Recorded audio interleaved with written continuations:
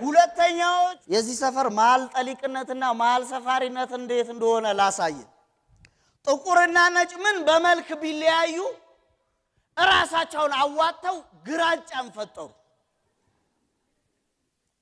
ነገር ግን ከጊዜ ሂደትና ከጥቂት ሁኔታዎች በኋላ በእነዚህ ሶስት አካላት መካከል የማንነት ጥያቄ መነሳት ጀመረ ጥቁሮች ነጮች እኛን የሚያጠፉ ታሪካዊ ጠላቶቻችን ናቸው ማለት ጀመረ ነጮች ደግሞ ለጥቁሮች እኛን ነፃነት የሰጠናቸው ማለት ጀመሩ ግራጫዎች ደግሞ እኛ ማንንም አንመስልም አንድ ነን ማለት ጀመሩ ሶስቱም በየራሳቸው ጽንፍ ይዘዋል ነገር ግን ሶስቱም በየራሳቸው ውስጣዊ አጀንዳዎች መነሳት ጀመሩ ከጥቁሮች መካከል አንዳንድ ጥቁሮች እኛ ነን ከጥቁሮች መጉላት ያለብን ሌላው ደብዛዛ ነው አለ ከነጮቹ መካከል ደግሞ እኛ ፒውር ምንባል ንጹህ ነጮች ነን አሉ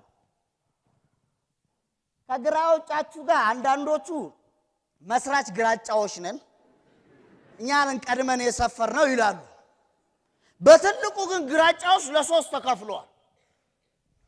የመጀመሪያዎቹ ግራ ኤጫ ይባላሉ ግራ ኤጫ የሚባለው እኛ ተገፍተናል የተገፋነን እጭ ተብለን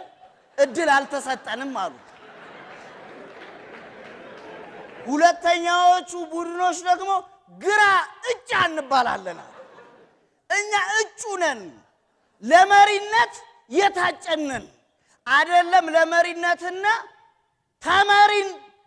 በተከታይነት ለመያዙሉ የመምረጥ እድል አለን አሉ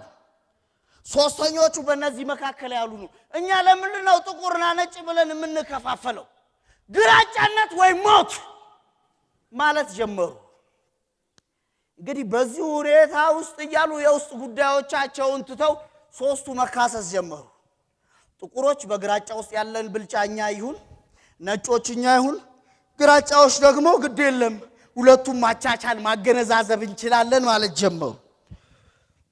ኤክስ በእንጥልጥል ያለ ነው ግራጫዎች ታሪካዊ ጥናት አገኘንና አዲስ ግኝት ደርሰንበታል ብለው መግለጫ ሰጡ ረቀቅ ያለ እኛ ግራጫዎች በነጮችና በጥቁሮች ውህደት አልተፈጠርንም ነጮችና ጥቁሮች እኛ በሰጠናቸው እድል ተጠቅመው ራስን በማስተዳደር እድላቸው ተጠቅመው ነው ጥቁርም ለብቻ ነጭም ለብቻው ነው ከኛ ውስጥ ይወጡታል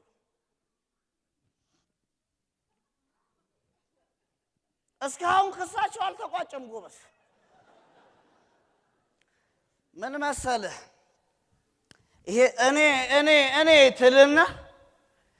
እኔነትን በብልጠት አዋተ የሰራው እኛ ከኔነት የባሰ እኛ ሚል ጽንፈኝነትን ይወልዳል